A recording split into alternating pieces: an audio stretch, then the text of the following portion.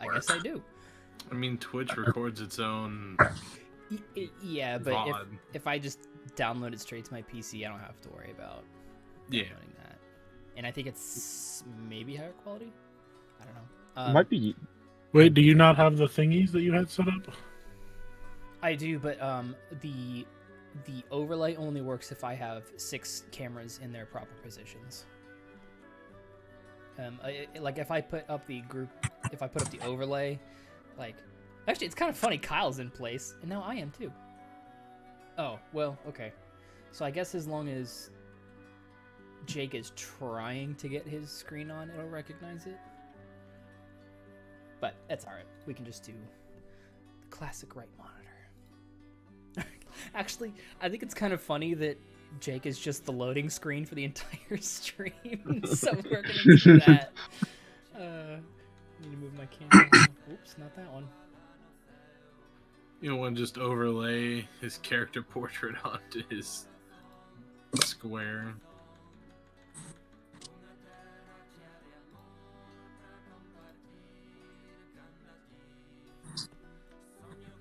Give me a little bit more size. Okay. Yeah, so Jake, you're just going to be a loading screen the entire time. Okay. Alright. Anyway. Session 1 recap, boys. For the first session of Campaign 3, the group began their days like they did any other, with their usual tasks and conversations. When night had approached, they each fell into a deep state of trance, hearing the strange voice of an unknown being speak out to them, calling upon them to become adventurers. As they awoke, they found themselves bound and blinded in a noisy and shifting metal crate with crowds of people around them, shouting and bidding on unknown items. Before long, they were put to sleep again and awoke unbounded and newly tattooed on DeLorean's farm. They had met their new master, who told them a bit about himself, his apprentice Reginald, and their wages and life at their new home. He afforded them the opportunity to survey the land before giving them their first official task: pick up dinner. This was followed by a request to ask Godwin, the owner of the Black Hill Tavern, if he knew where to find Jiggy, as Dell had something important to discuss with him. The group set out to see what the East Ark had to offer. They saw various new kinds of people, many of them they had never witnessed before, in a new town none of them had ever heard of. After searching for a bit of time, the group had discovered where to find the Black Hill Tavern, as it was ran by Godwin, the half-orc. After having a long conversation with him about Dell and the nature of the city while waiting for their food, he pointed the crew in the direction of the Healer House in the East Ark, where they might find Jiggy. Once they had found said Healer House, they managed to find a kobold, possibly known as Jiggy, whom they told needed to see Dell soon. Before departing, they found out that the kobold who might be known as Jiggy was paying top dollar for medical supplies, while the Healer House needed materials of their own to provide for slaves as well as their other tenants. As they returned to Dell's plantation, he had shown them all to their rooms for the night, where we ended the session. Sorry, boys.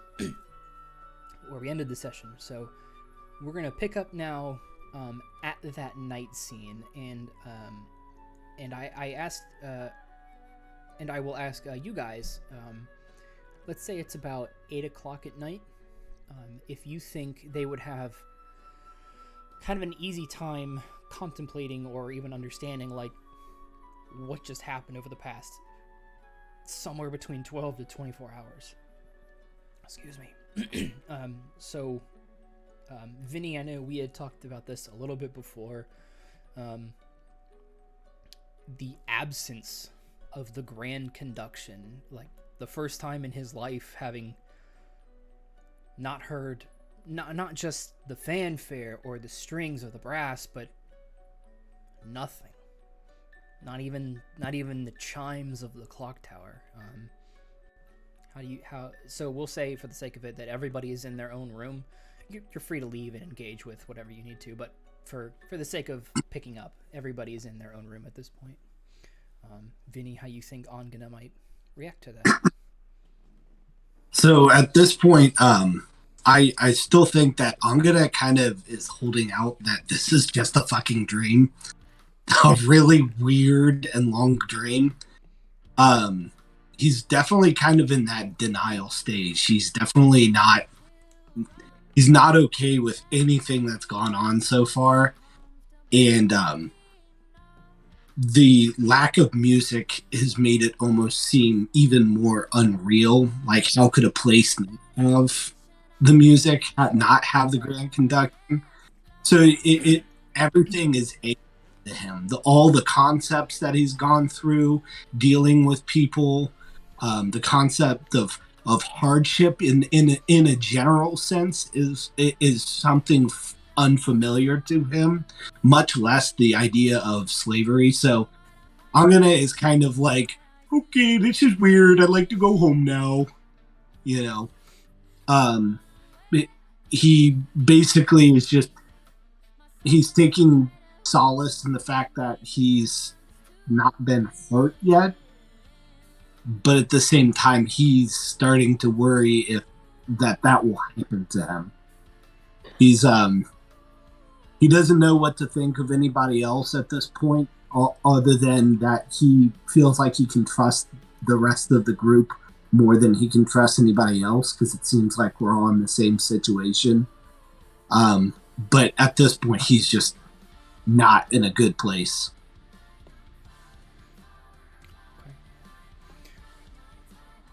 I think for the most part, Angene really only had that auditory signature of home. But I still want to go down the list and see how you guys think your characters might be feeling if, kind of like Angene, where it's like, well, this isn't actually real. Like, I'm waiting for the part where I wake up. Or if you think maybe they'd take a little bit more seriously, if they might even sleep at all. I'll go down my list here. Matt, how do you think Karl might react to the current situation? I don't think Karl's too used to anything outside of routine in the crystal mines and the abyss bar, so honestly, it's going to be a big adjustment. And seeing the sun. If there's a window, Karl's probably going to be there checking stuff out, the landscape, the surroundings. This is all basically alien to someone like Karl. So very little sleep to be had, I think. So each of your rooms are pretty set with, it's not like the lap of luxury, but I think most of you, Karl definitely, Alena definitely, Harratuk definitely, you guys would find these rooms to be a bit of a sizable upgrade. Number one, you have a bed. Number two, like, the bed has sheeting. And Matt, to answer your question, each of you do have a window of your own. So if you guys remember, you entered the house, dropped off the food, went upstairs, and that like first wall that you guys met upon ascending the stairs is where all of the doors to your individual rooms are, in alphabetical order for the sake of organization. So it's not like right on the stairs. It would be back a little ways because his house is fairly large. So you would see a bed with sheets. You guys have your own dresser, as well as like a nice nightstand with a couple of drawers on it, and nice six what's it called? Not a 6-pane window, but one large window with six. I guess a divider having six what would look to be individual panes, but they're just over one large one. Hopefully that makes sense. It's almost worth the pay rate for me, anyway. I don't know. And on that, if anyone was to do any kind of like shuffling or digging through the drawers, you each will find what did I say? 3 copper pieces, I believe, was the pay rate. Yes. 2. Oh, it was 2. Okay. Mm-hmm. Yeah. So, in each of your nightstands will be a small envelope accompanied with a dagger. So this is where you guys pick up your common or daggers, if you so choose. You do not have to take the dagger. But next to the dagger is a small envelope, not addressed, not written on. There are just 2 loose coins that you can hear like shifting between the paper. So each of you now have 2 copper plus 1 plus a dagger.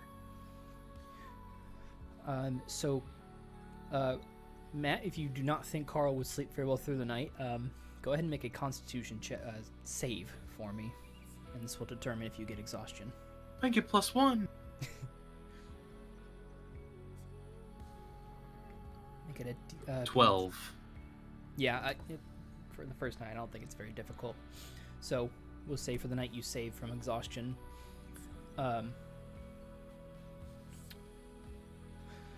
Adam, how do you think Erevan might be reacting to the new situation? I think he would probably be... I mean, I don't think he would enjoy it because he's a slave, obviously.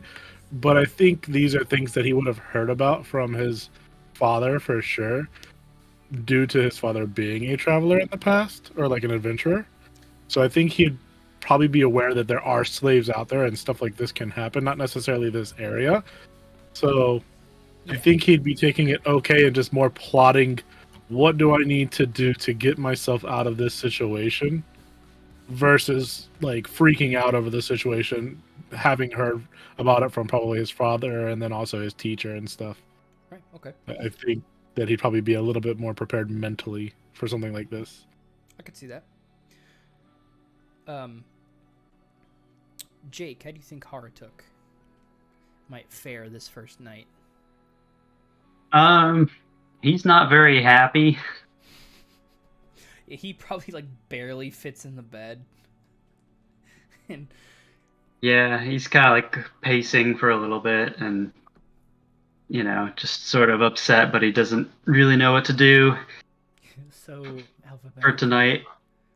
Alphabetically, Erevan and Karl, I think, are your... Yeah, I have to check my poster. Erevan and Karl, for a brief while, you'll hear this huff, with some like stomping. You can hear him turning. Stomp. Does the window open? I tried to open the window. Yeah, I'll say it. Yeah, I'll say it opens. It's not like I couldn't. He is medium, so he could squeeze through it if he wanted to get out of it. But it opens. Yeah. All right, I leave the window open. Let the night air in. Okay. And Kyle, with Alena, how do you think she might be reacting to this first night? Probably pretty chill. Just okay. It's just another. This ain't bad, yeah. I mean, sweet new bed, new room. So is the night sky clear? Yeah. The weather on that first day was surprisingly nice. It was pretty fair temperature. No real signs of like rain or anything like that. Mm-hmm. And the night, the night kind of follows suit with that. It's a very clear night, lots of stars. Yeah. Alena, she's seen starry skies, but this town is considerably smaller than the stronghold, and definitely a lot less people in terms of like population density. So she would definitely see more stars now than she really has seen. That's what I was gonna say. She'll probably sit by the window for a little bit and just look at the stars and just kind of reminisce. Yeah, and this night, it would be the moon would be in its like new moon portion of the cycle, so you wouldn't see that. You guys would not see that up in the sky. So, excuse me, man. Always when the stream starts is when my voice decides to go out. So, each of you eventually find sleep as your characters lay down in their beds, or if maybe they're not comfortable with being comfortable, on the floors or by the windowsills, whatever. Yeah. Karl looks for some rocks to lay on. You each go through the night, and you all get your long rest. So as morning comes, it's a new day. It's another beautiful, clear sky. Not a cloud as far as the eye can see. And you are each woken up with a pleasant smell of breakfast being cooked. There's a lot going on downstairs. You can hear kind of some shuffling here and there. What would you all like to do?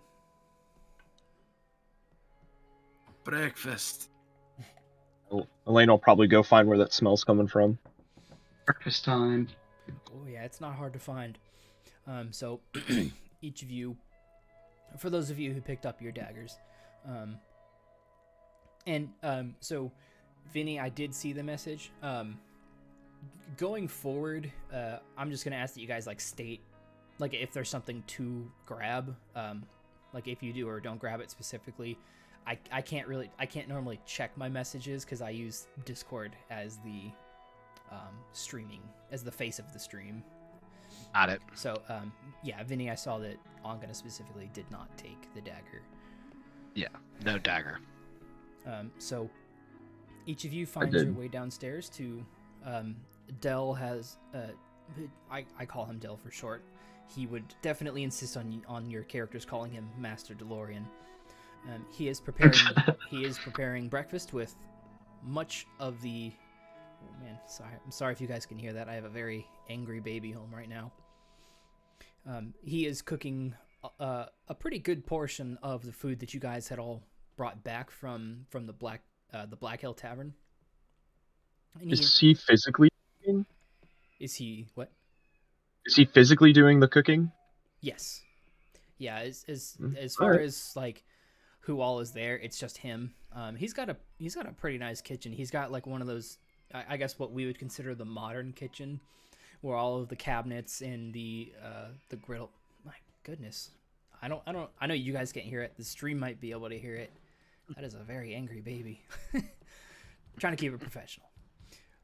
The kitchen is similar to what we consider a modern kitchen, where everything is kind of along one wall with a large island that has some stools on a granite overhang.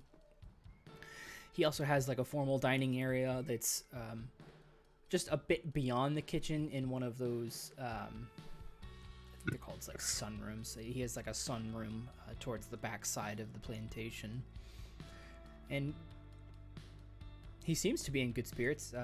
You don't see Reginald anywhere yet, but he is cooking things up. He's got all your places set up for you and all that. So you guys come down and he's cooking up. Looks like Texas toast, fantasy Texas toast. Well, good morning. How we all feeling today?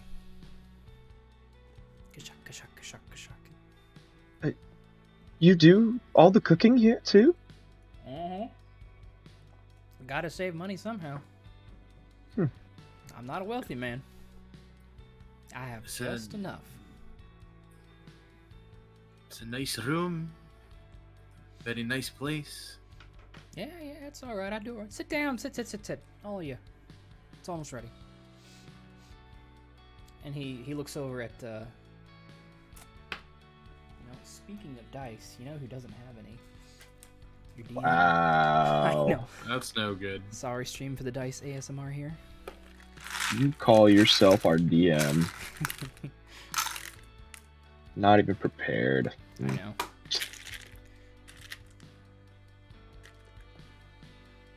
He looks at Alena.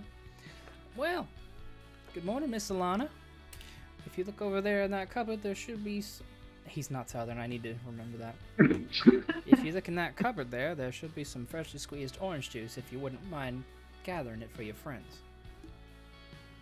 I will go grab the orange juice. Fresh squeezed, a little pulpy, but that's all right. And not before long, he serves you guys up a pretty hearty breakfast. And there is a knock at the door.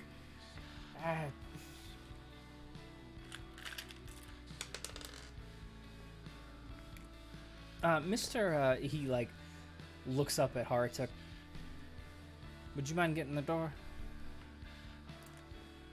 Can I have more breakfast? No, I'm not gonna eat it. It'll be here when you get back. All right, I go up to the door. Okay. Yeah, Reginald is like, aha. Oh. I forgot how tall you were. And he's like looking around you. I turn around and May I? Oh. go get more breakfast. Well, okay. He'll close the door behind him, and DeLorean will greet him, fix him up a plate as well. So, you boys did good picking up the food last night.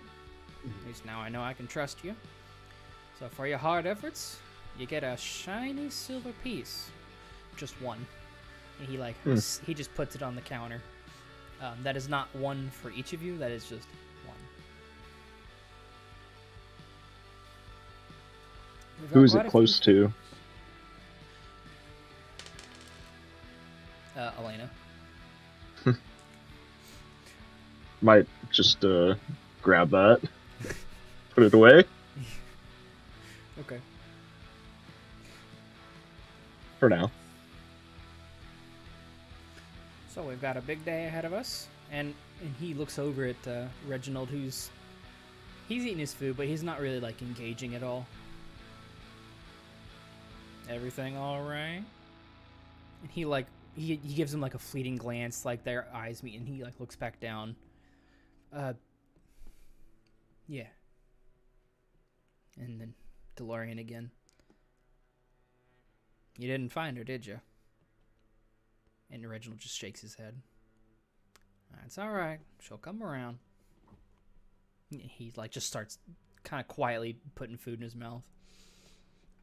Well, anyway. Yeah, Kyle. Does Reginald have his spellbook on him? Make a perception check for me, baby. Yeah. Ooh, let's see, 11. I don't think I'm plus anything. Wisdom. Yeah, 11. 11.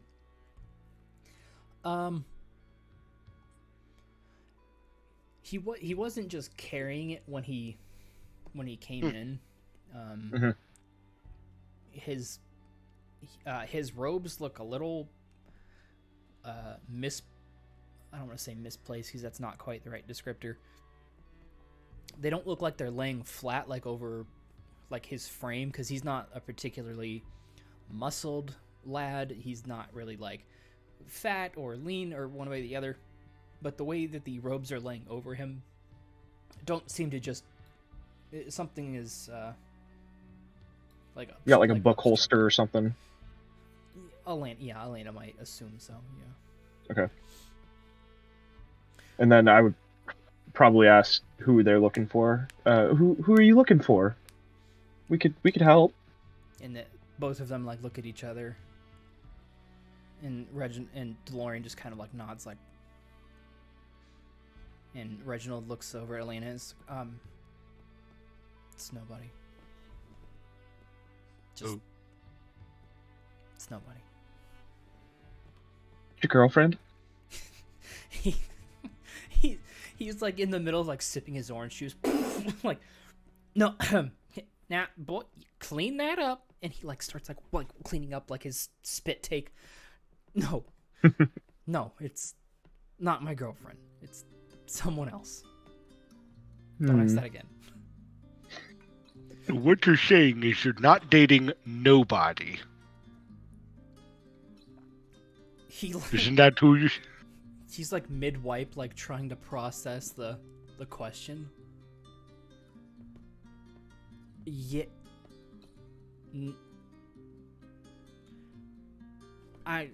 Well, you said their name was nobody, right? Oh. Not literally. I really don't want to talk about me. I'm sorry. Master DeLorean, did you give them what they needed to do today? And like wiping off the counter and cleaning up his dishes. Not yet. We were just about to discuss that. And then both he and Reginald look out the windows. And then they look at each other like, I heard it too. And both of them make a mad dash out of the kitchen. Reginald doesn't even touch his food. Both of them like run outside. What do your characters do? I take Reginald's plate. Later after. Hot shake.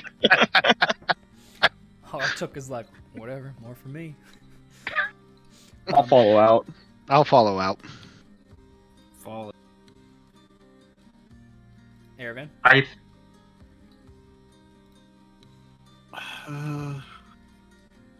guess I'll follow out if they're going out. I'm just trying to think, what would I actually do? I'd probably go out and see what's going on. I'll go out after I finish the food. Okay, so Harratuk takes his sweet time. Favorite character. I eat fast. Bring it down. Make an eat check? No, you're fine. So everybody Constitution? tried to eat. Yeah, I think it would be con. That'd be con, yeah. So everybody pretty much makes a mad dash for the door outside, and the sunlight hits you guys immediately as you exit the building. So you like looking around, and you hear this mad clucking of chickens and roosters as DeLorean and Reginald are both looking inside one of the pens. And I am trying to get something to load here.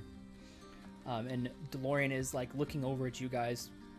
He's actually talking to Reginald first. Well, get in there. You gotta stop that damn thing. And Reginald's like, I don't know how to. I can't. I don't know. And DeLorean is like, he's starting to get like a vein popping in his head as feathers are flying behind both of them. I'm gonna go ahead and just walk into the coop. Okay. If they'll let me. Dagger. Yeah, so he definitely like waves you guys over. Trying to get Tailspire to warm up here. So Uh-oh. I am gonna ask you guys to roll initiative, and I will. Hot diggity dog. Get ready for sadness. I have -1 initiative. And no weapon. Yay! Yeah, and no weapon. Hello? Okay, here. So I think, Jesus fucking Christ. I think the most you can do is 1. Because I think, Yes. I'm pretty sure unarmed your attacks strength? are 1+. There's also the help action. There's also the help action. There's other actions you can do. Yeah. Or grapple. Dodge, duck, dip, dive, dodge, and dodge. Whatever the fucking D's are. Dodge, duck, dip, dive, and dodge. There you go, 5 that's D's one at now. dodgeball. I feel like there was a roll in there, like he just threw in an R.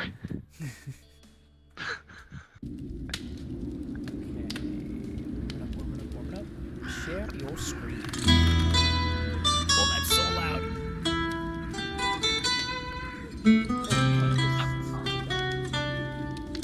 Oh, I can watch your screen. So I gotta add Tailspire quick to the screen. It's amazing.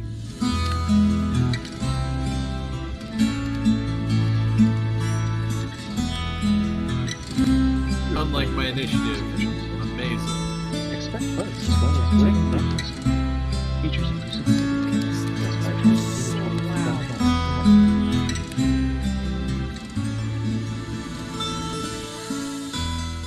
What's weird is I can't hear anything coming from Tailspire. I can't either. Okay, check. There Ooh. we go. All right. So, it's actually already zoomed in on your characters. Yes. So, Let's go. until Tailspire has proper integration from Hero Forge. This is what you guys are gonna have. So the crossbow here with the pretty on point like goatee matching Erevan. I think this one is pretty self-explanatory. The fair lady. Is that me? Alena. Yeah. That would be Karl. Hey. Yeah. And then the also pretty on par Angene, the big friendly half-orc. Mm-hmm. So we have DeLorean's plantation. So, as you guys each approach the... Fuck. Here we go. So as you guys each approach the Fucking pen... cockatrice. Yeah, it is. Oh no. This is a goose because I thought it was fucking funny how it's actually like Attack attacking. mode. Yeah. So let me get some Jesus. initiative orders here. Oh, I don't want that to be there. Go away. Oh. Okay, I am going to stop sharing my screen for a second because I have to pull up my notes, which I don't want anybody to see. Sensitive information. It's okay if you show us. It's okay. It's not okay. How many NPCs did you say you had? 113? Senpai. 133, and that's actually, I forgot to add a few. Oh my god. And he has voices for all of them. Many Half of them are about the same. You can get very far with one voice and a whole lot of personalities. Alena. 14. Angene. Nat 20. Woo! Ooh, Harratuk. 3. Coddle. It makes sense. 8. It makes sense. Erevan. 16. 16.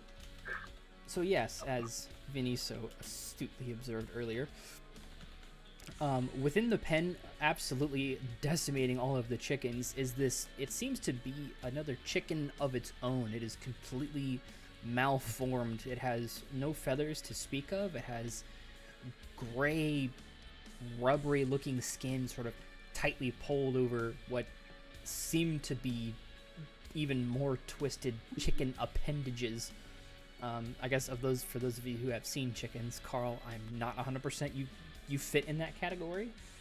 But for those of you who have seen chickens, it's definitely an ugly sight to be seen. Karl and Harratuk. So, Harratuk, I am going to take you out of this first round of combat since you did decide to nosh on the plate of food. Alright. So we have Some point. Karl and Harratuk, and they should actually be snapping to the board. There we go. Okay, now we're snapping. So for the very first initiative, Eva, we have Angene with that big fat nat Juicy. 20.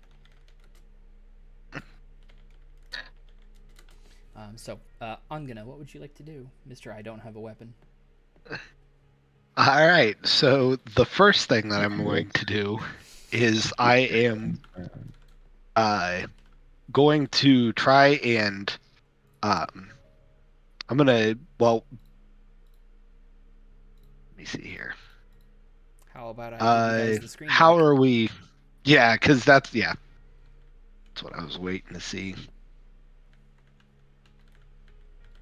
Okay, so I'm still outside of the pen. Yes. Okay, so I'm gonna go ahead and jump in. Whoops. Okay. Uh, And is that like Oh, God. half movement speed or something? I might need to make the pen a little bigger. I think I'm just gonna turn off the snap to grid for this particular encounter. Yeah. Honk. Yeah. I so can't wait to see them keep developing this. Not half your movement speed, as in it took 15, but going over the fence would be difficult terrain. Okay. Yeah, you got it. So to move that one square would have been 10 feet. I am going to go ahead and make a. Give me 1 second. I'm gonna go ahead and Tell me what you're grapple. doing. Oh, okay. Never mind. I thought Yeah. you were gonna say like an animal handling check. And I was like, make a grapple check. Okay. Contesting athletics or acrobatics, whichever you prefer. Which I will be athletics for certain. we'll see how this goes. Fuck that thing.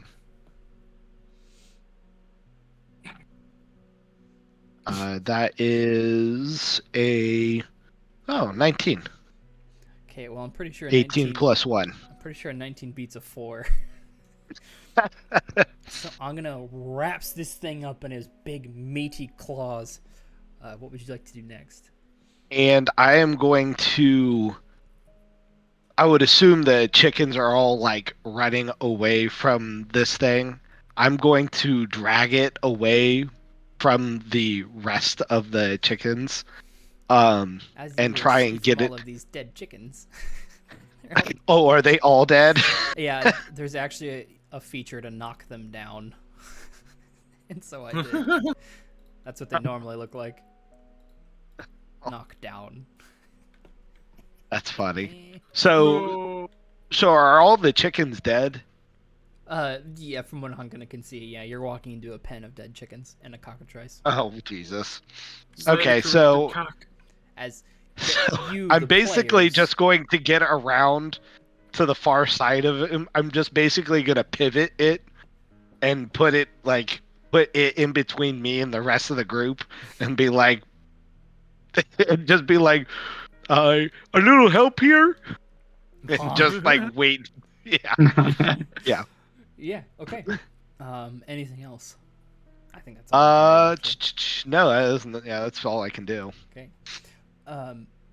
Fun trivia fact. I had this fight plan before the game even started, like before and I purposely did not roll its initiative because I did not want the first actual roll of the game. And I rolled it later, and it goes up next. Just kind of Okay. fun trivia. So it is going to just try and bite you since you're the only one in the dojo. Yes. 18 to hit. Hits. Dang. That is double my AC. Oh no. And yeah, that's a so you take 2 piercing damage from the honk. Mess with the honk, Okay. you get the bonk, dude. And I need Angene to make a con save. Right. Naturally, it's a cockatrice. Would not like to turn to stone today. That's a 12.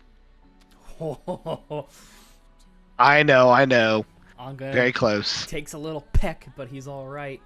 The cockatrice at that point cannot do anything else to try and break out of the gorple. After the cock is Erevan.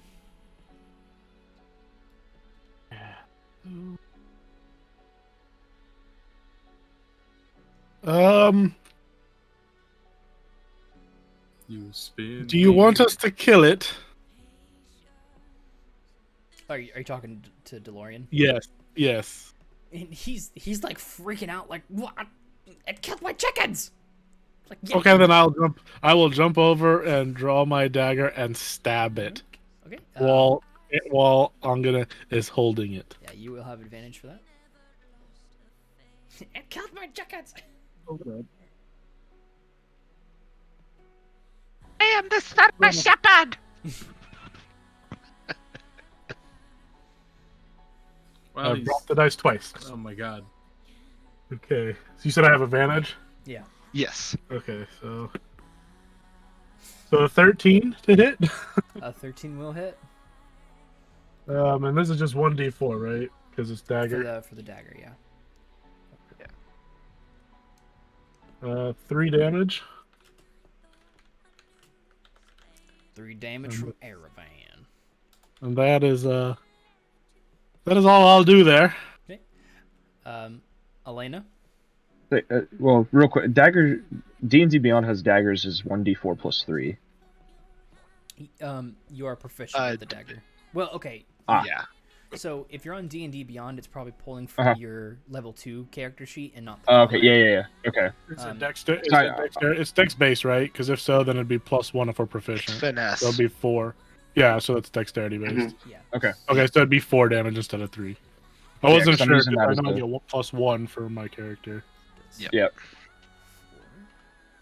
Yeah, because I'm definitely using that as a reference as well as the commoner sheet. Yeah, Okay. Yeah, Alena has 12 in her dex, so yeah, you'll have that Yeah. same +1. Okay. But yeah, I'm gonna jump in there too and Yoink. get around to stab it.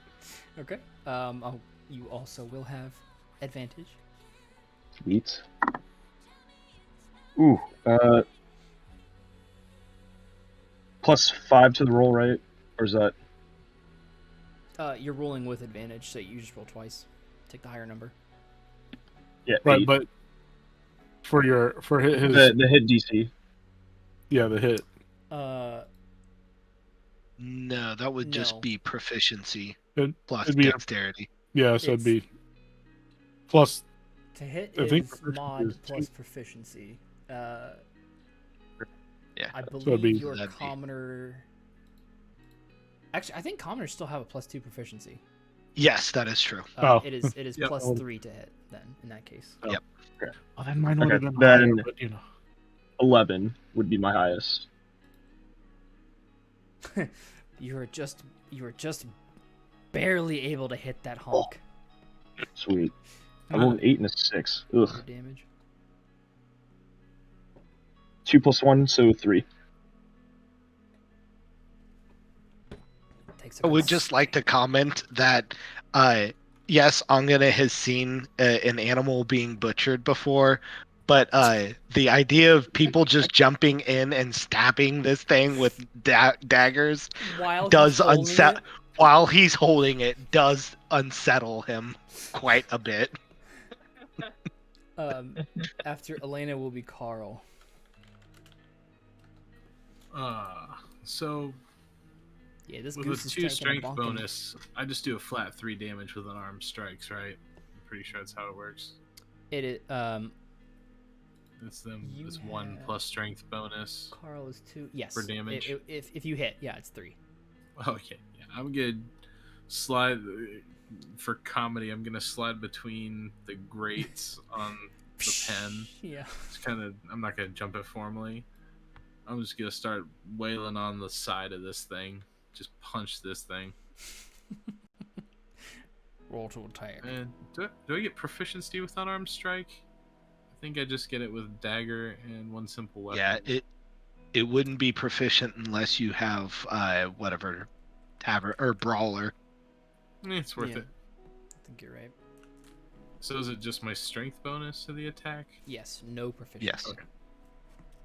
That's still good. I'll take it. Okay, that is 21 to hit. Damn. Nice. That will indeed hit. And that's 3 damage from that puncherino.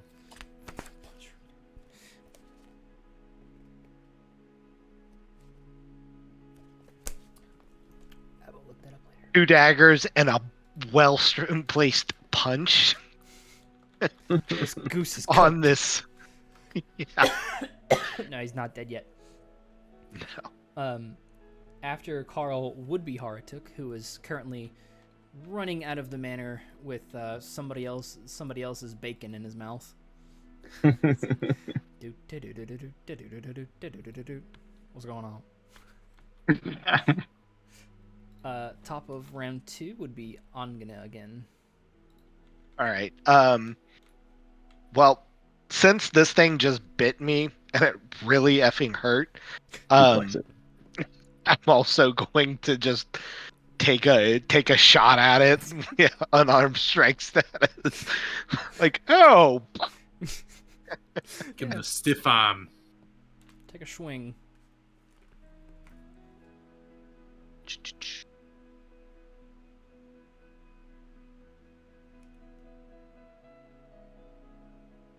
and that is a 13. That will hit. Okay. Because that's +1 for strength. Okay. Yeah. All right. And that will deal 2 bludgeoning. Chipping away at him. And it will be the goose again. And who did the most damage? It was actually Erevan. He hit him for 4. So this goose is fucking flopping around.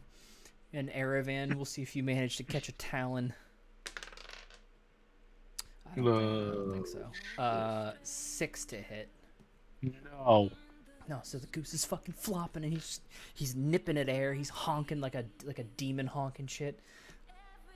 After the goose is Erevan. I'm gonna stab it again because it tried to talon me. It's not being grappled anymore, right? It is. Oh, it's still being grappled. Does that mean we still have advantage then? You advantage for the flanking anyway. Yeah. Oh, okay. Grapple doesn't give advantage, unfortunately. It just means that their movement speed only is 0. I will be missing that. Both. The highest I had was a 7. Yeah. So So I'm a little bit flustered right now. Like, what the fuck? Erevan versus the goose, man. They're flopping at each other, but nothing's landing. Not used to these stabby tools. I'm used to, bang bang. Click, click, bang. Alena. This isn't normal. Ooh. I rolled an 18. That will indeed hit, my lord. Sweet. Yeah, I'm just gonna stab it again. Ooh, yeah, 4 + 1, 5 damage. Nice. Do I have... I think there is an attack action. Oh, shit. That's not what I meant. Reverse that. There we go. Just headbutt it. Fucking fantastic. You said 5 damage? Yes. Damn. I rolled 4. 5. That Gee. was a big hit. Okay. After Critical. Alena is Karl. And here's another attack. Everybody also has magic missile. Magic missile. Wait, what? Nice. I'm gonna bring my big dwarf hands together and bring them down on the back of its head. Another strike. Go for that strike. Natural 1. That's Angene. Mr. No. Karl. Actually, this is for Matt to decide. Do you want to Karl, roll the that natural kills fail people. chart? Yeah. All right, let me pull it up real quick. I'm about to Karl, get that kills hurt, people. aren't I? All right. Mr. Beaver, please roll your percentile and your d10. Percentile. Okay. So 3d10. Got it. No, just a d10 and a percentile. Google doesn't have percentile. It's got like a couple d10s. Just 2 d10s Just then. d10, yeah. Just make the first dice the tens place and the second die the ones place. Yeah. 81. All right, I gotta find where. There you are. Well, an 8 and a 10, so that'd be 0. That would be That 80. 0. So 80. Fantastic. I'm about to get fucking sucker Let's punched, aren't I? go. Karl puts his fists together and winds up like, "Now you're about to get yours, goose." And he flips so hard, your fists. Number one, you completely miss the goose, and you knock yourself like off kilter. Your feet slip out from under you. You do that cartoon like. Your character slips and falls prone. No. Is the effect. I can only imagine fucking watching us from the outside. I'm sure fucking DeLorean's getting a kick out of this shit. I would like to. He lay wasn't the mud so for the mad remainder because of the all battle, his chickens. please. What'd you say, Karl? I'd like to lay in the mud for the remainder of the battle, please. Speaking, it shall be done. Gotta make sure I take note of Karl. Once. I'm not drunk enough One. to excuse this away. So Harratuk is over here munching. Actually, I want to see if this works. So if I right click you, and then can you guys hear it too? Yeah. Yeah. Okay, see, love that. All right, Harratuk rolls up on quite the scene. So Harratuk winds. He walks up. He's eating like a strip of bacon. DeLorean and DeLorean is kind of like, well, my chickens are dead. Reginald's having a good time at Angene, like strangling this flopping chicken, and everybody's just kind of beating on it, and Karl is laying in the mud. and Harratuk comes on the scene. What would he like to do? You forgot to knock Karl down on the. You know what? You're right. Yeah. Thank you. I love the flop too. Amongst the chickens. I'm going to hop over the fence and attack the goose. There is a sturdy thump on the ground when when Harratuk steps in the ring. Take your attack. Did Harratuk pick up a dagger? Yes. Okay. So Harratuk will have +3 to hit. 22. That will hit. Shite. And then D4 +1 for damage. 2. All damage is good damage on this fucking thing. Still alive. I'm gonna top of the round. Or Harratuk, did you want to move anymore? Nah. Okay. I'm gonna. Give me 1 second.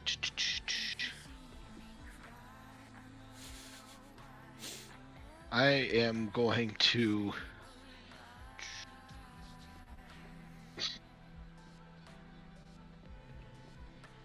Yeah. I'm gonna go ahead and just take another shot at it. At this point, I'm just like, shot. whatever. Take a shot. That is a natural 1. Oh God my damn it. god, I might have company. 2 natural ones. Oh my Mr. god. Rath, This is do you choose to roll the natural fail chart? naturally. Please roll if you have a percentile and a d10 available, or 2 d10s, the first roll being the tens place. That would be a 74. 74. So, fun fact, you do join him. So you lose your grip on the cockatrice as you slip and fall prone. Whoa, shit. Let me,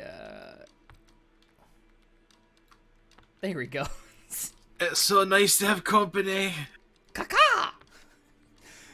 Since Kidding. it is free now,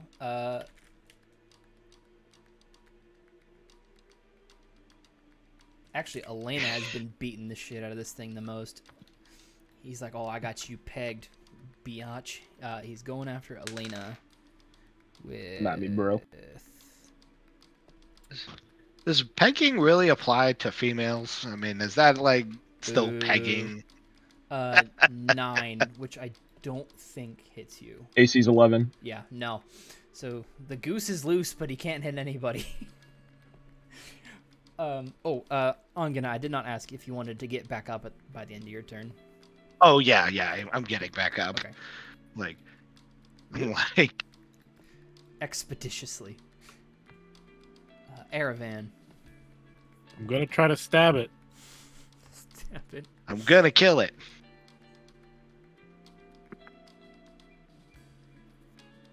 Dirty 20. That'll hit. Big one.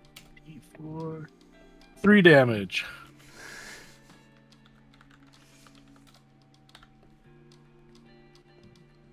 Okay, and Alena? We still have advantage, correct? Yes. Alright, I'm gonna stab it again. Stab it. 14? That'll hit. Sweet.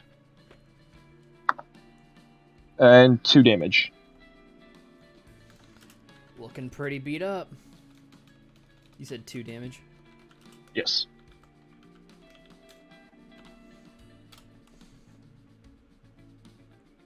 Karl, back to you way down there. No, I'm not moving. My pride is damaged. Oh, okay, it knocks you back down. Oh, he's just staying there. I already said I'm done. Fucking like My that. pride is damaged. Karl lay there motionless. It was his only defense. Harratuk. So it's still not dead yet, huh? It's looking like it's on its last goose legs. Well, I better use my horns. I'm into it. Go for That's it. with the bowl. Cool. Get the horns. It's +3. Dirty 20. Ooh, dirty 20 with the hornies. Ooh. And that's 7 damage. Dang. Do you roll for your Holy horns or is it fuck. static? It's 1d6 plus strength modifier. Okay, 7 damage. Ugh. Yeah. We got our hard hitter here. That's adorable. Say from the ground. How does the goose die? It gets horned. Gets the horns. I knew that much. Got super horny. Double penetrated. Yeah. Okay. I charge Erevan. Well, I don't charge him. I just am there. Wait, what? Well, you're holding. I'm holding the goose. Angene was holding it, but he fell down. Yeah, the cockatrice was free. Crazy. The goose has been cooked. Cockatrice was free of his grasp. I could take a bonus action to shove the target with my horns. You just fling it out of the fucking. Yeah. Yeah, I push it 10 feet away. For the sake of being thematic, the cockatrice, which you as players know what it is, your characters would not know what it is. No. Harratuk flips it up in the air and it lands almost perfectly in Reginald's lap, and he's just kind of like I've never seen such incredible displays of strength before. Wow.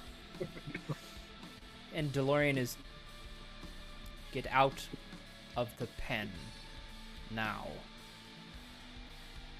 We're just dripping with blood and mud. Yeah, turn down the hydro a little bit here. I'll roll over a dead chicken on my way under the pen gates.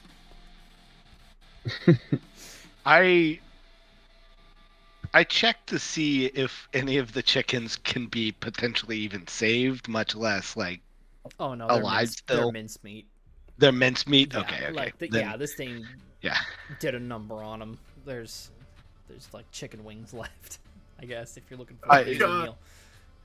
As I'm walking out, I'm gonna go ahead and say, "I'm sorry about your chickens, Master DeLorean." And actually, Angene would be taller than him. He Mhm. he does one of those like he's looking up at you like through the brow kind of Mhm. glares. Get out of the pen. He like watches Karl roll by.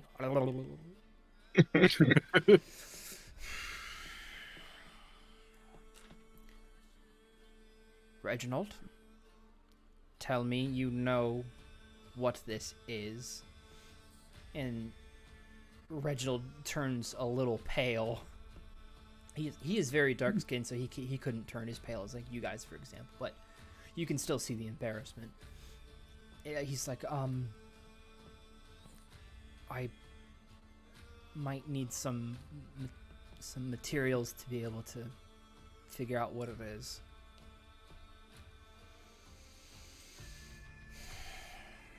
What kind of materials? and where would you need to get them from? And he, like, sets the dead thing down and looks kind of around his robes, pulls out a piece of paper, and writes down a set number of ingredients. Just hand it to him. This is all.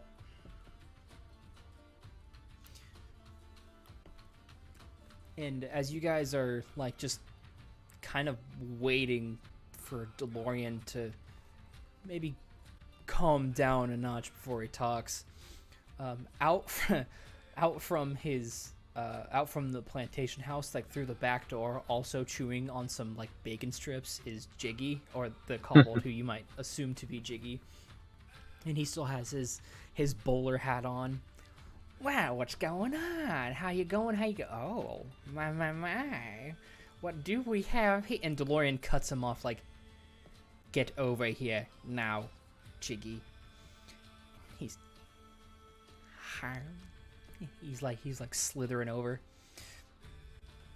What's going on? Do you know? And he looks over at everybody. Looks at each of you and Reginald. Wait here. He steps aside. So you guys are probably 15, 20 feet apart from DeLorean and Jiggy at this point, and Reginald is standing with you guys as you guys are all kind of like encircled around the dead mystery chicken. You can kind of hear well, let me ask, who would try and eavesdrop, I suppose? Not Angene. On DeLorean and Jiggy. Might be a little bit nosy. Angene is actually going to be more interested in what Reginald needs. He's going to go. I think I would try to eavesdrop. I could help you find those if you want. We will come back to the Reginald conversation. Yeah, got it. Matt I and would- Kyle, please roll perception. So I think Erevan would try to casually listen in if possible, but not like be obvious. Right. Like, he just What was your roll, Matt? Wait, I need to roll. You saying? Oh, sorry. I meant to say Matt and Kyle perception, please. Checks. And 16. 16. Yeah. Okay. So Karl is able.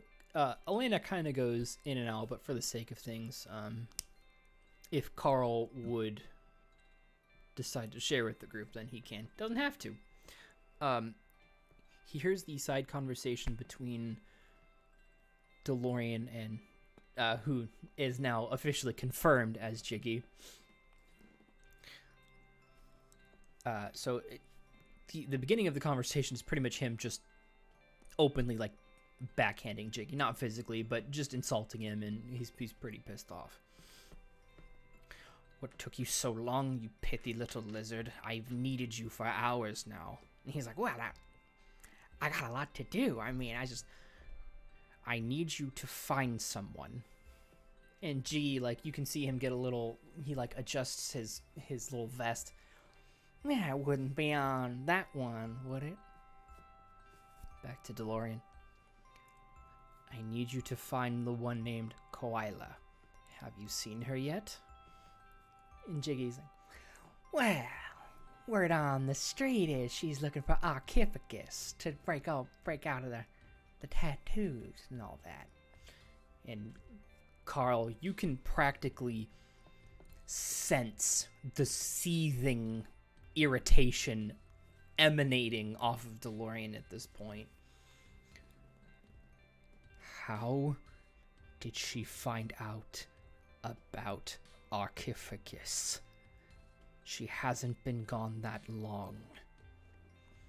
And Jiggy, kind of retreating a little bit. Well, I don't. People are talking, DeLorean.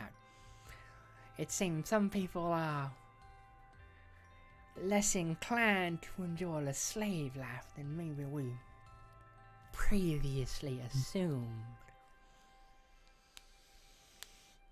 he like holds up the list that Reginald gave him and glares back at all of you guys.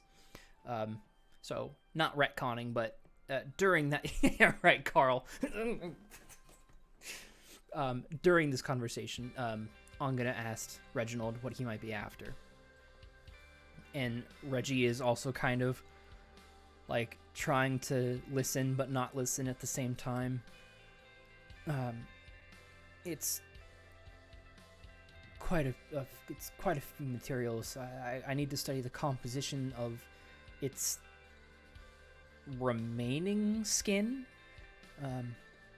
I have a pretty good suspicion that this didn't just come out of nowhere. I think this was already one of his chickens that somebody might have tampered with. Ew, Yeah. that's nasty. I won't know for sure unless I get that list of materials, which he turns, which it kind of looks like I'm pretty sure you guys are going to have to go after it. Oh, okay. Wild guess. Not looking, just guessing. DeLorean turns away from Jiggy and comes over to you guys.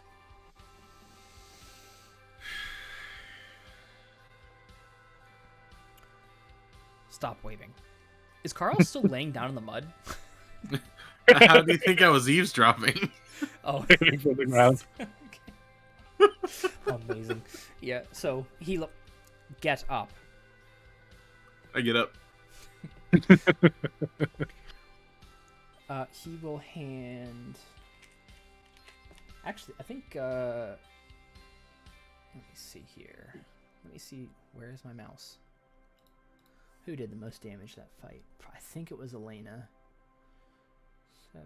You dropped 10 damage. I think. Yeah, I did 10. Jake almost caught you with that big 7 hit. You did 10. He did 9. Yep. Wow. So he'll look each of you over, and then he'll get to Alana. Alana, take this list. You and your friends will have to go to the North Arc for these materials. Reginald, Where's the North Arc? come here. In a moment. He folds his arms up and he gets real hunched. Reginald, do you know what I need you to do? And so now Alena very plainly sees Reginald from under his robes. He pulls out his spell book. I need you to grant them 3-day access to the North Arc. And Reginald was like flipping pages as fast as he fucking can. And then he stops, realizes he went too far, goes back a few pages. I'm really not trying to be a smartass, sir, but he goes, I know it will grant her permission as well. But we don't have much of a choice right now, since we need these materials anyway.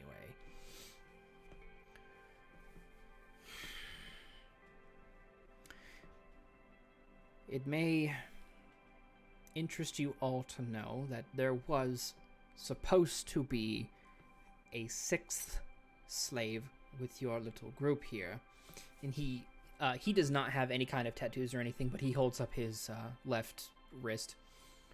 Each of your tattoos are matching as a set, for lack of a better word, so the 6 of you are tied together. And he points to Jiggy. Notice how yours are different than his. Which none of you are really versed in arcane or really magic of any kind at this point. Erevan has maybe seen bits of it, maybe heard bits of it from his father's adventuring tales. I'm gonna maybe in a bard's tale or two, something kind of similar to a flowing energy as a topic or a theme has come up. Karl, definitely not. Harratuk maybe in passing conversations that he didn't understand. Alena, she might confuse it with like pyrotechnics, like oh, I've seen that. Okay, yeah. Your tattoos are different from his because you are all tied together. Included with you, as when I made my purchase, was a 6th member of your little clan here. You will be looking for a feline-looking creature. She will have blue robes and some kind of how would you describe it, Reginald? I'm very irritated. And he's like, yeah. She's got like faded blue wrappings across her chest, sort of from her shoulders, but her arms are exposed. Pretty loose fabrics, with leg slits, if that makes sense. She's got not. He like holds up his leg like as it like dangles like one of these. The bend is backwards. It's not. It's humanoid, but not human. In DeLorean's, yes, but what am I thinking of? What is she? She's wearing the and he's like the spherical beads. Yes, thank you. She is wearing several large just tell them. You might as well just tell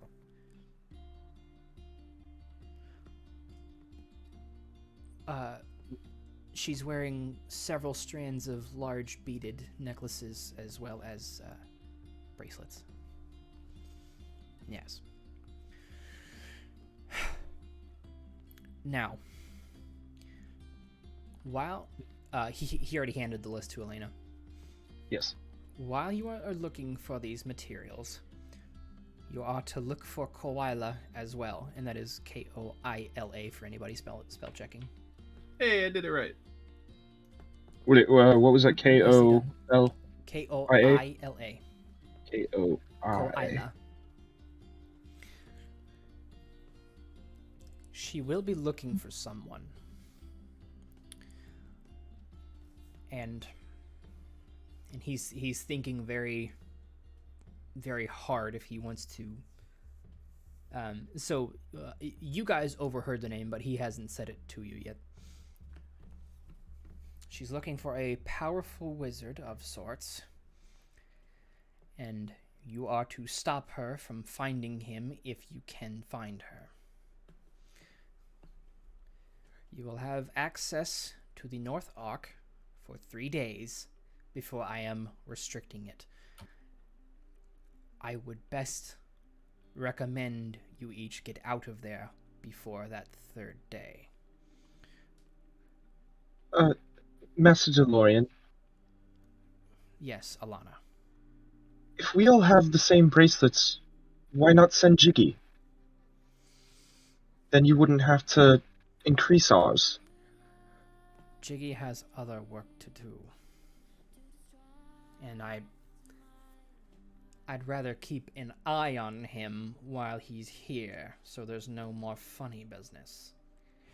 And Jiggy's like, you kind of pick up like he wants to say like what funny business, but he's just... And then, do you have any more information on this wizard that she's looking for? Like, what does he look like? If we can spot him before we see her, we can keep an eye on him as well. See if she shows up. He gestures to Reginald. He has similar robes to Reginald, although his are far more elaborate. It's been a while since I've seen him. I don't know if it's healed or whatever, but he last time I saw him, he had some bandages on his left arm. Although he would hide it under his sleeve, so I suppose if anyone was not willing to show you their left arm, it would probably be him. And you'll know him from his haughty air. Haughty air? And fancy robes. Yes. But listen to me now. You are not to engage with him on anything other than searching for Koila. Ask him if you see him. Do not go looking for him. If he has seen anyone matching her description. If you see anyone similar to Koila, I doubt she has any deception skills or clothing, item, whatever. At the end of 3 days, if each or any of you remain within the North Arc, you will start to feel pain as the days pass. This includes if you go to any of the other arcs other than this one, the East Arc. It will increase day by day until eventually you are not unconscious or you die. Whichever comes first. And Jiggy and Reginald are kind of like looking at each other like, oh, he's doing it. I don't particularly enjoy using this method. However, you do each have a price on your head. And if I find out that you spoke with this mage, you can consider your price for freedom gone. Is that clear? What's his deal? Who is Carl asking that to? I was asking DeLorean what the mage's deal was. Ah. That is not for you to know. You have your missions. First and foremost are the materials. Let's at least see what caused this. And he like gestures to all of his dead chickens. And what is on the notes of materials? It's a lot of foreign materials that that none of you have really heard of. Mm-hmm. I don't have like a specific spell component list together. Okay. But yeah, it's definitely not like your garden. It's not like a spice or any other kind of like cooking ingredient. It's a lot of strange names that you've never seen before. And Reginald steps up. May I tell them where to find it? Go ahead. So, you're gonna want to be looking for kind of a rather hairy individual. He wears nice silk clothing. He tends to stay in the shadows. He's got piercing, glowing yellow eyes, kind of hard to miss. He points to his teeth. He's got big teeth. You'll know him when you see him. Just give him that list and he should have everything.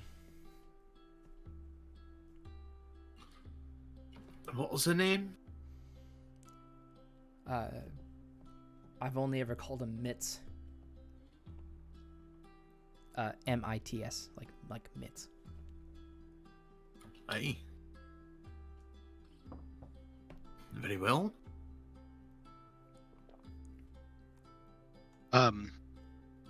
Before we go anywhere or do anything, I'm gonna kind of gesture down to all of my general, like the filth covering. I was holding this thing. I have like a little wound on me and everything, and I'm like, well, not to speak out of turn, but I can't imagine going out in public looking like an absolute mess would put a good reputation on us. Would we be able to go and clean ourselves and dress our wounds before we go out?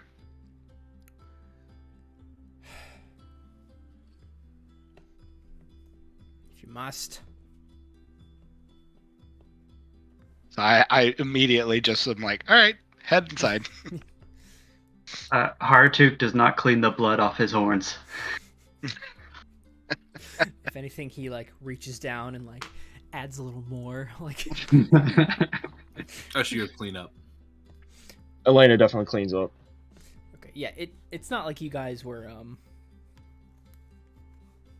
like caked in the gruesomeness. Well, you actually stabbed the shit out of that thing. Dude, there's blood all over me. Yeah, there's. I was holding it while it was getting stabbed. Yeah, Karl and Angene after hitting the dirt, yeah, they could use a bath. Harratuk, yeah, he's probably. y'all are dirty boys, yeah. So, I will say, as you guys are going in and taking turns washing up, whatever, the symbols on your tattoos. So I can't remember if I described them in much detail the first time. I don't think I did. So there are 3 like bands. There is a thick, or I guess a taller band that is the center of 2 smaller ones, and those 2 smaller ones are the same size. So think of, I don't have an example. That's okay. They have counter-rotating text. Yes, the thicker band has no color to it. There are just like the rotating text is I think I said it was a blue color. So that one has blue text that rotates around, and then the 2 smaller bands on the top and bottom, those have like blue background, and there is an absence of color where the text is, and that rotates. So you can see your skin through where there is no blue, and the blue letters in the center and the absence of blue for the letters on the top and bottom bands are what rotate around each other. None of you guys can read what any of them are. Can't really make heads or tails of what it says. Those of you who think your characters would be familiar with any kind of mathematics, where there was, well, you guys as your players would know. So you would now see this as half of a circle shape. So what was the I think I'm mirrored on my side, but it should still be correct for you guys. So this should be my right side. You guys had the right portion of a 4-piece pie that you couldn't see. East. You guys couldn't see it was a pie before. Okay. The right side was there when you guys got your tattoos, and now the north one fills in. So where on the clear it would have been blue, where you had just 1 slice of pie, now you have 2 slices of pie. This is in the center band? Yes, yeah. Okay. So yes, you guys now have visual confirmation that you are allowed into the North Arc. Is the Roughly blue what time it... Oh, go ahead. is the blue opaque? Yes. Roughly what time of day is it? You guys I got would up. assume. Yeah, it's like, I mean, you guys also went to bed really fucking early. It's probably like 9 in the morning. Like, and that would be a late estimation. Okay. We'd head out. Yeah. Oh, yeah. We're right. Once I'm cleaned up, Angene is going to be ready to go. Mm-hmm. Okay. So yeah, Reginald will be waiting for you guys outside the front of the plantation, and his spellbook is hidden again. And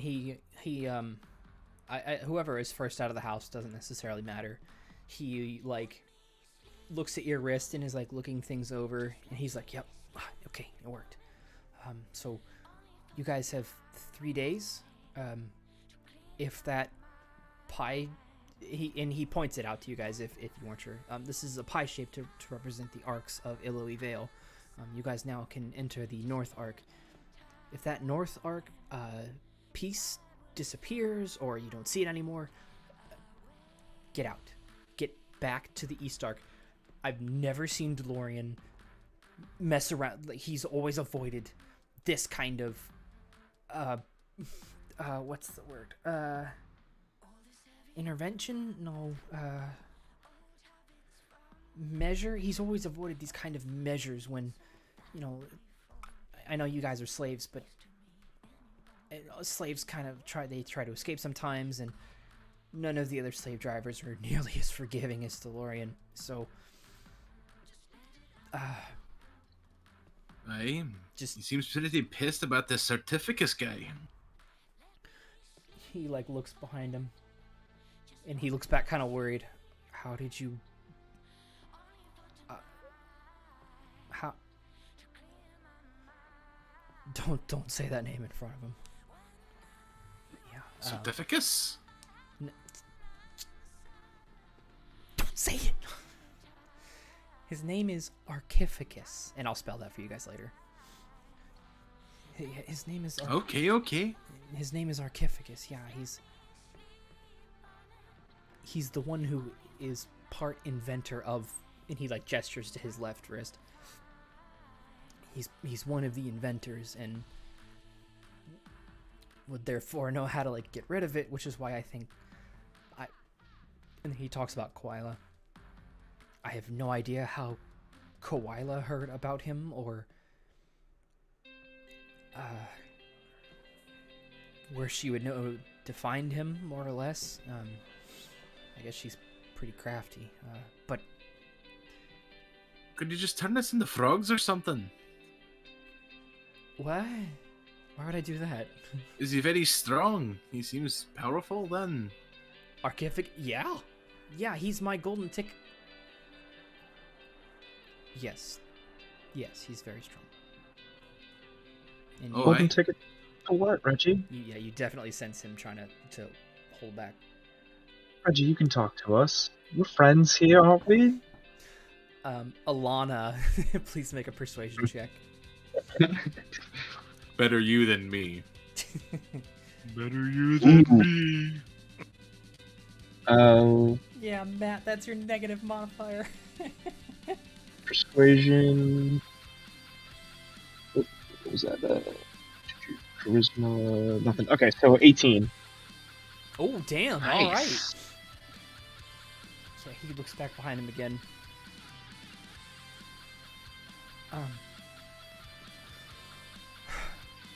I don't want to stay here forever. I don't really like being involved with slavery. Oh, me neither. Yeah, I'm gonna... Oh, this sucks. I think everyone here's trying to graduate. Well, he, like, holds up his... And you guys don't see any tattoos over his clothing at all. I'm not bound or anything, I just... Are any of you familiar with Fury Keep? Or the University of Camarilla? No. Nope. It's and his eyes kind of like gloss over for a sec. It's a premier academy for all things arcane and mystical to study their powers, and he like kind of comes back, and I need to help someone is all. And this is the only way I can make any money. So your tattoo doesn't even exist and you're bound here. That's a bit worse. There's really no way to travel. The next nearest city is Onirland, and I can't very well walk there on my own. I don't even know. I've been to the West Arc once, and I made it to the trash pits where it was kind of not compared to this compared to the trash pits. This is glamorous. Like, I wouldn't wish the trash pits on my worst enemy. Anyway, I'm kind of getting a bit into it here. Just, I need those materials. We'll find whoever did this. Whatever. we'll deal with Koila. I don't think Archificus would fraternize with a slave. But Mitz is the guy you need. Mitz. Hey, Mr. Reginald. Mitz. We'll go out and look for them, but I just want you to know I hope that whatever needs to happen for you to get there, I hope you find it. Thanks. I don't have a crystal ball, but I feel like he's gonna be asking us to walk him out when we leave. Me? Possibly. And Reginald's like super confused. Who's leaving? We're not staying here forever. Well, hopefully not. Anyway, I guess I could use some supplies in town. I'll take you guys through the East Arc, I guess. Thank you very much. Quickly before he knows I'm gone. So I think I cut somebody off. I was just going to ask Reginald if he knows where the City of Miracles is and about how far away from there we are, if he does know. Reginald has no idea. Okay.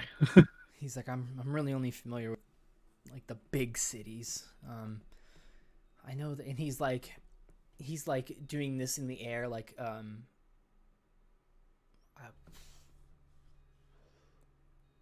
none of you would know, I guess. I guess after he names a few, you guys would figure out he's picking cities around the Central Mountains that you, the players, know.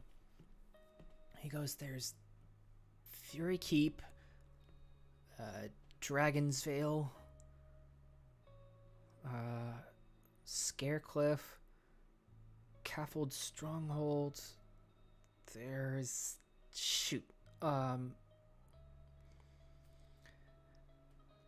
sounds like Cardi. And I think there's a sixth. They're the biggest towns on the continent, and I need to get to Fury Keep. So no, I haven't heard of Donengother. You didn't say Donengother. I have not heard. He didn't say that. He didn't say that. I have not heard of the City of Miracles. It sounds like that might be Fury Keep if that's where you're from. No. No. Okay, no, then I'm sorry. So as he takes you guys through the East Arc, so we'll say he takes you guys to like the central part. Pointing some things out, he'll say he can't show you guys because you're going the opposite direction, but he'll say behind the plantation and more towards the coast of where Ilui Vale is. Excuse me. More towards the coast is where their docking ports are, as well as their auction house, which is where their human trafficking comes in from. The way it's done in Ilui Vale, sorry.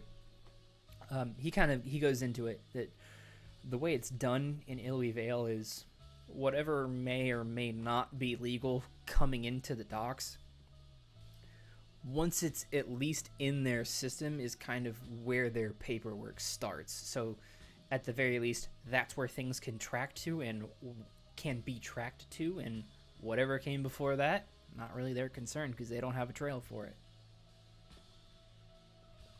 And you guys talked to Godwin about it, but Reginald definitely reasserts that the what Master DeLorean was referring to was the tattoos to my players, so you guys kind of understand how it goes down.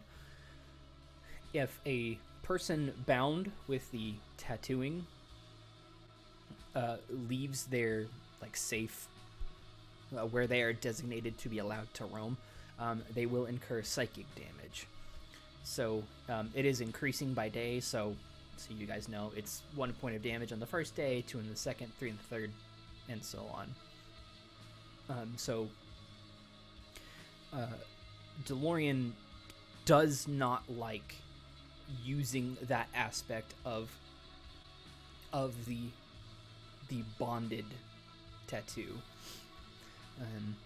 But in this case, he really does not want, not necessarily Quireless specifically, but he doesn't want his slaves specifically getting that leak, knowing where to go and how to get out of it and all that. That's what he's really worried about, which is why he's willing to unleash the part he would rather avoid, as he's talking with you guys along the way. So in the East Arc, let me scroll up a little bit here.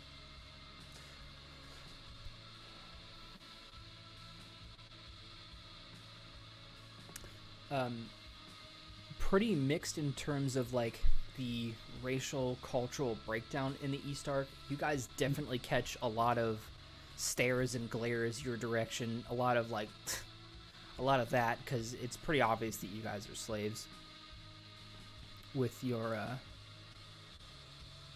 what can be colloquially known as rings ear tattoos. He takes you guys to the common square of all of Illui Vale. So you guys can now kind of... this is where the like pie shape like really kind of comes into play, is where you guys can physically see like the 4 massive walkways that all meet up in the center, where there is just a influx of traffic, people going all different directions. Some people have animals. It's a lot harder to pick out who is and who isn't a slave here. The traffic is moving just way too quick for people to really even care. But he points you guys down the really the only safe way you could go and enter the North Arc, because the pathways are in an X shape, and if you went northwest, you might incur the damage. But he keeps you guys like, that is northeast. That's where you want to be, and you will not suffer anything. He walks you guys past the East Arc Healer House, which you guys already saw.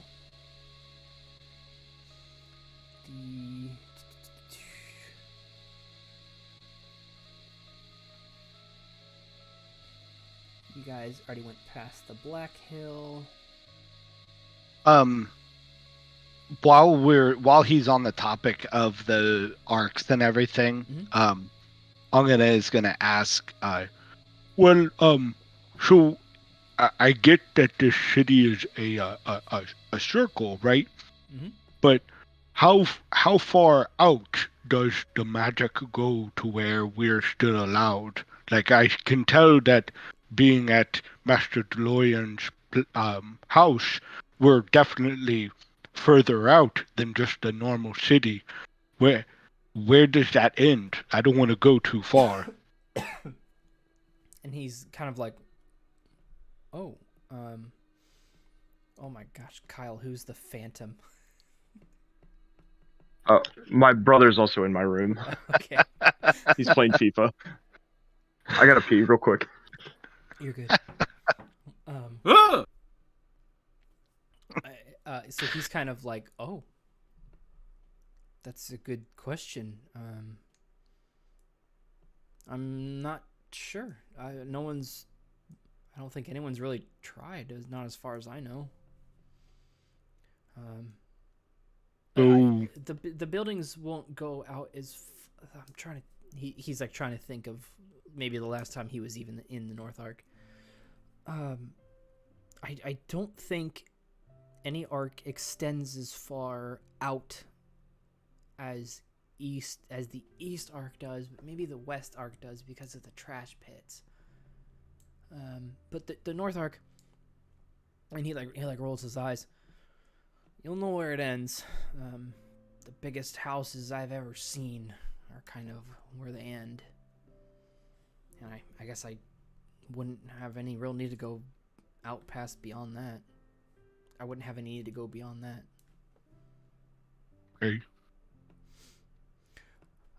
And as you guys are traveling through the city, he points out as you guys are traveling through, he will say that each of the arcs has their own, they are called the appointed statues, or just the appointed. So in the East Arc, this statue is a very similar representation of the famous painting, The Creation of Adam. You know, it's very similar to that, where let me make sure I get the right thing here. The statue is made of a very fine stone, could be a marble, and is expertly carved with I just said a defining feature that acts as the pointer, so that would be Adam. So Adam is pointing out, and he says, like, and the direction he is pointing is east. And he says each arc has their own statue. They meant something at some time. I used to know. It's been a while. So he does indeed point you guys to the North Arc. Going through the North Arc, so you guys will separate from Reginald as you travel into the North Arc, and even just going on that northeast passageway, there is a pretty near immediate shift in the racial breakdown that you just immediately witness.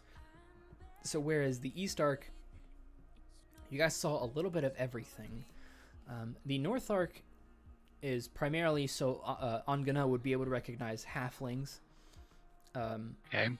We'll say, for the sake of it, you guys are able to discern that it is halflings, gnomes, humans, and elves, pretty much exclusively.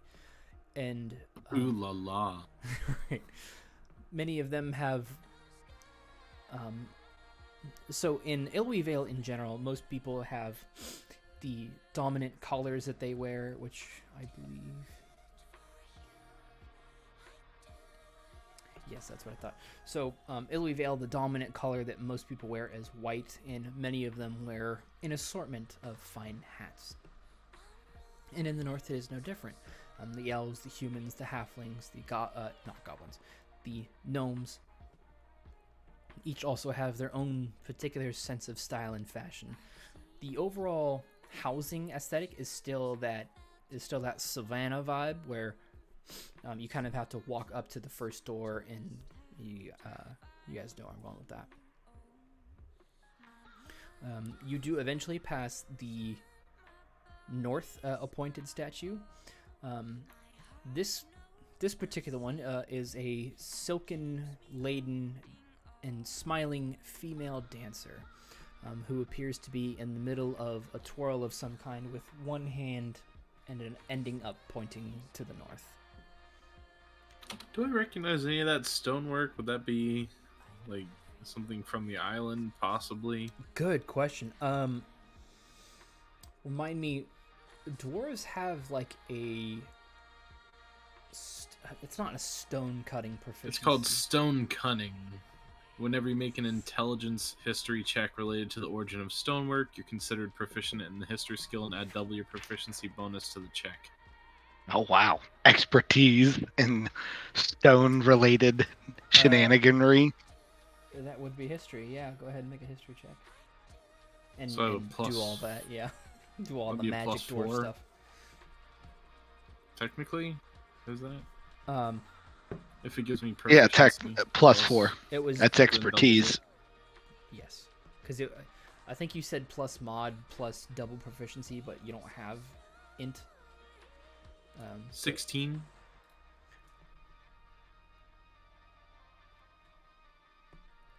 Yeah. The striation and the coloration of the stone with the way it was cut, you definitely get vibes that it was from the island. It's not from where Karl is, because Karl is in the like the hard stones, the crystals, the depths of those mines, where the deeper you go, the harder it gets. LOL. Whereas this doesn't appear to be a, like, the material it's made of, you wouldn't use for tools. You wouldn't use it for construction. It seems almost purely for the carving or aesthetic or art form. Yeah. So limestone. So All right. what part of the island? Carl's not really sure. He hasn't had any experience in those mines, other than he is familiar with the kind of stone that comes from the island, if that makes sense. It radiates the quality of something from Yeah, the island. dwarven craftsmanship. Yeah. I would like to point out that the soon-to-be barbarian is the one who just made the first intelligence check. One of our barbarians. Yes, one of our barbarians. Yeah. Smart. SM Marty. Okay. Mort. So, who would be leading the charge through the North Arc? Let me ask you guys that. I feel like I've got the list, so I might be. I'm definitely looking at Alana because that's like, she has the list, she's checking it twice. I might walk near the front. I'm not leading anything. Yeah, but I'll definitely be like on her like right hip, like just right behind her to the right. Sure. Alana, please make a perception check. All right. I'm also totally looking for the wizard too. Okay. Ooh. 18. 18, yeah. So,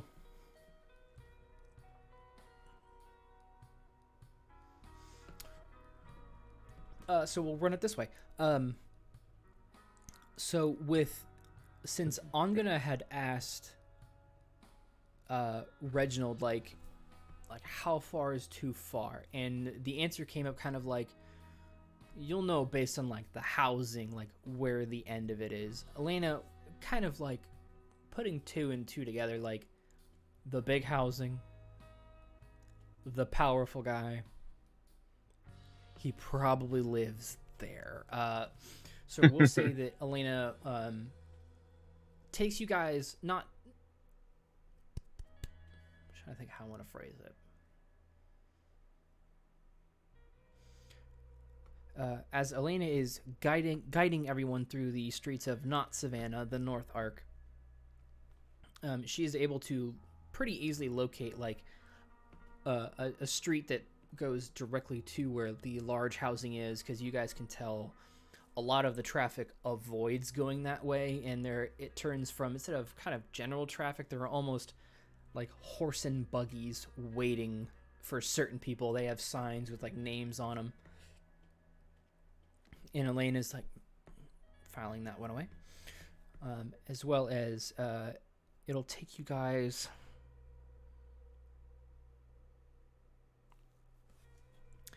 you guys will pass the tavern.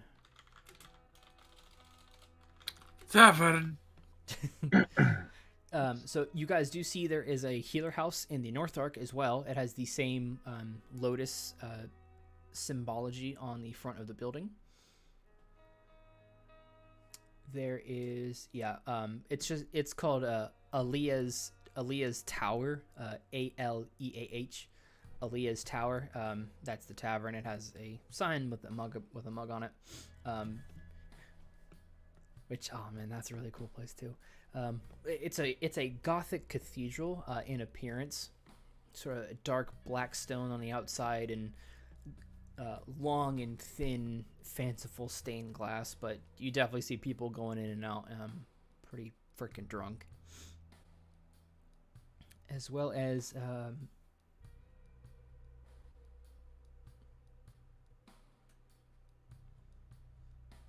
we started kind of late, so do you guys want to run for a little bit longer, just since we started kind of late, or? I'm fine Yeah. if everyone's fine. When I say a little bit longer, I mean like 10 minutes. Oh Yeah. yeah, 10 minutes. Yeah. I assumed we were going to 10. Yeah. Oh, okay. Hey, fine with me. It's only 9:30. Yeah. Yeah, we'll do 9:45 because I still have to wind down and get to bed and all that crap. Yeah. That works.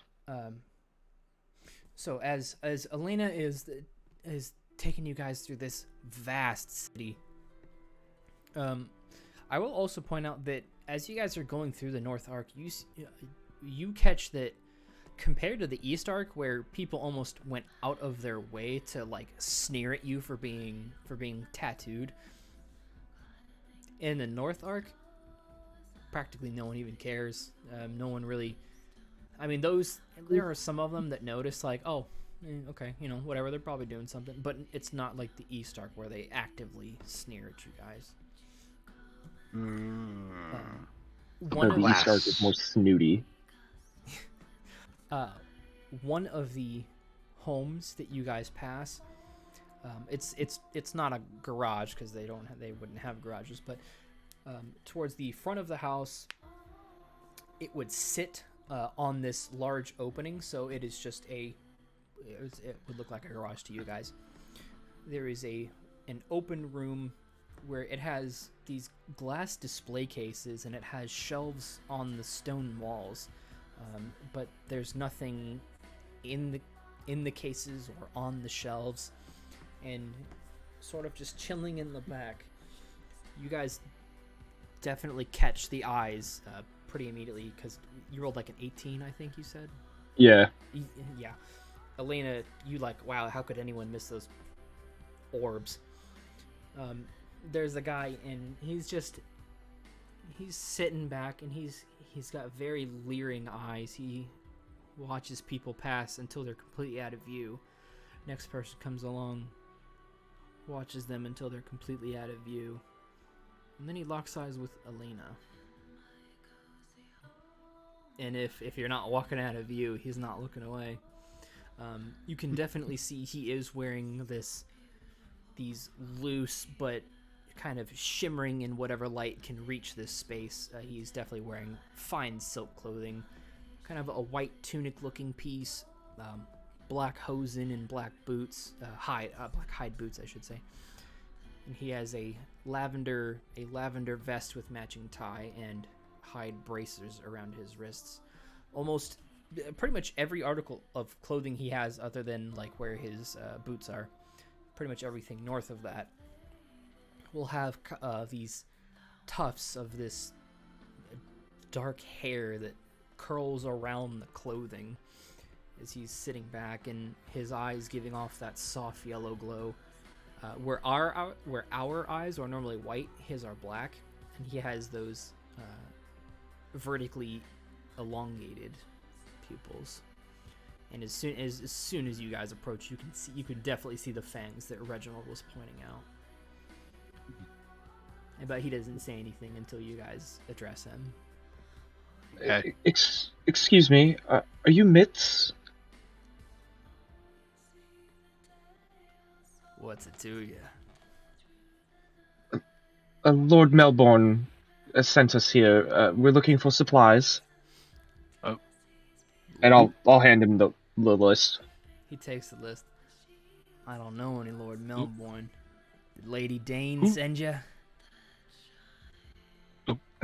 Did I say Melbourne? I meant DeLorean. Okay, that's fine. Sorry. DeLorean. Master DeLorean sent us. So he takes a look at the list. Is this for Reggie? Yes. All right. So he was sitting on one of the glass cases, and he'll hop down and walk around, and you'll see him like quickly wave his hand, kind of like in that motion, over some of the shelves where now you guys can see that there are actual items on the shelves. He's got different vials as well as containers, beakers, and he goes down the list. He grabs a few, waves his hand back, and it's gone again. That's a neat little trick. I like that one. He goes to the glass case, and he's like picking more things out. Can't be too careful in these parts. You never know who's really? gonna come looking. Oh, yeah. So tell me, what do you guys? What's all this for, anyway? There was an attack. Some hybrid chicken goose thing killed a bunch of Macedonians' chickens, and yeah. He's like writing things down. Well, we're not really sure what Inspecting. it was either. You got me, man. I'm almost But done. Master DeLorean was beside himself about it. He must have really loved those chickens. Sure. He's like he's got his own little chemistry set, like mixing beakers and like stirring things. He'll have what are those? I don't know what they're called. But there's this little like pill-shaped thing. You put it in the beaker and then you set the beaker down on another kind of small platform and it spins real fast and it mixes itself. He's kind of got one of those going on. And what? Reggie doesn't know what it is or something? Reggie doesn't either. Nope. I could see why he would need this then. What exactly is it that he needs? I'm not really sure myself.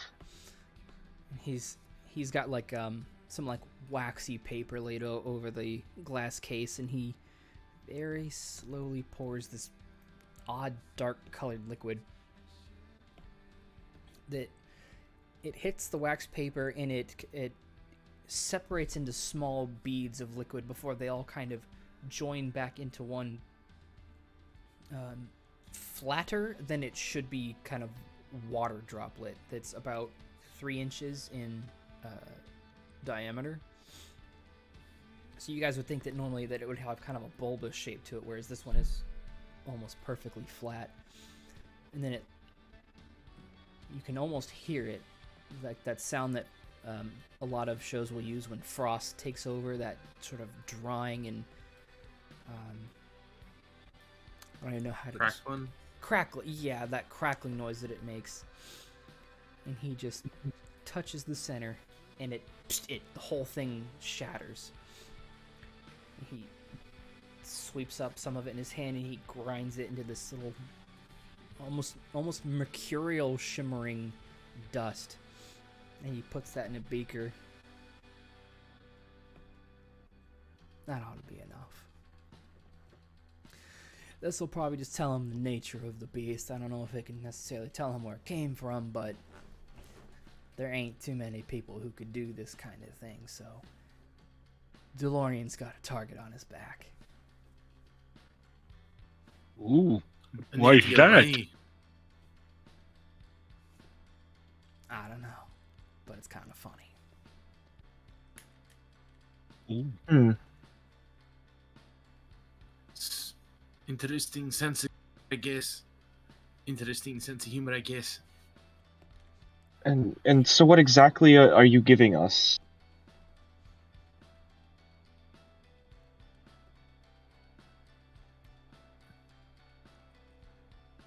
You need to know.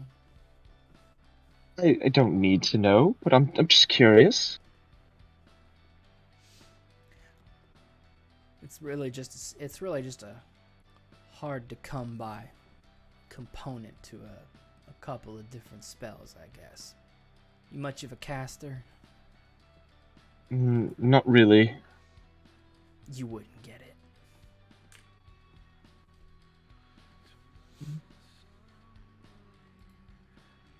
Anything else? No, so as long as we have it, I think we're good here. Good. Okay. I will take the mysterious... Do you put it in like a vial? Yes. A Okay. corked vial. Let's see.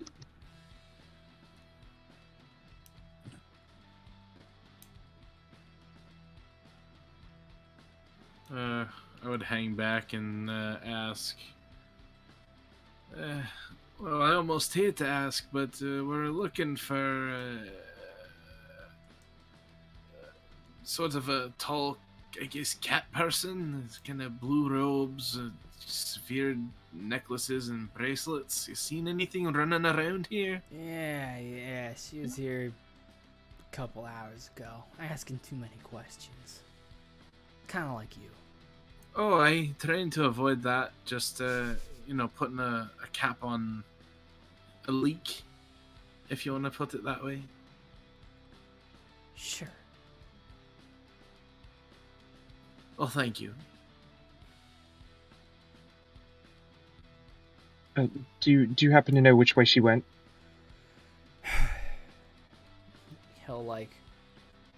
He'll step out a little bit and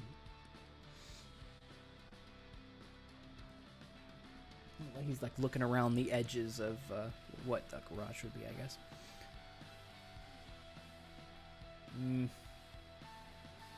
She might have been going north to the fun side of the arc.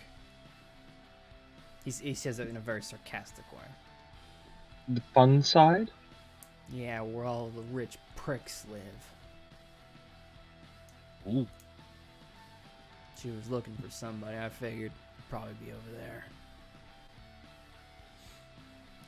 You're not the... Spellcasters of all kinds like to stop by and peruse. As a gesture, I'll just give him my 2 copper. Information is, He kind of looks at you like, is there any more? That's my week's pay. Your week's... Keep it. Oh, alright. I don't get out of bed for 2 copper. Well, thank you, Mitz. We will get this back to Reggie immediately. I'm sure Master DeLorean will want to know what attacked his chickens. Go for it. And, Lady Dane didn't send you? And he'll, Nope. he'll kind of get, grill to grill with Alena. Well, just in case. Tell her it's not ready yet. And he just turns around and he goes back to... He sits on the glass case and continues skulking. Yeah, That was I Lady- take that as my. Lady That was Dane. Lady I'm good. Dane. Lady Dane, yeah, Dane. Okay. God, I got a lot of lore stuff to type out. I have to remember what all I said tonight and then type out how everything is spelled. Okay. Then I will start heading towards the door as well then. Yeah. Yeah, he pretty much watches you guys the whole, and you feel the stare as he's watching you guys vacate the premise.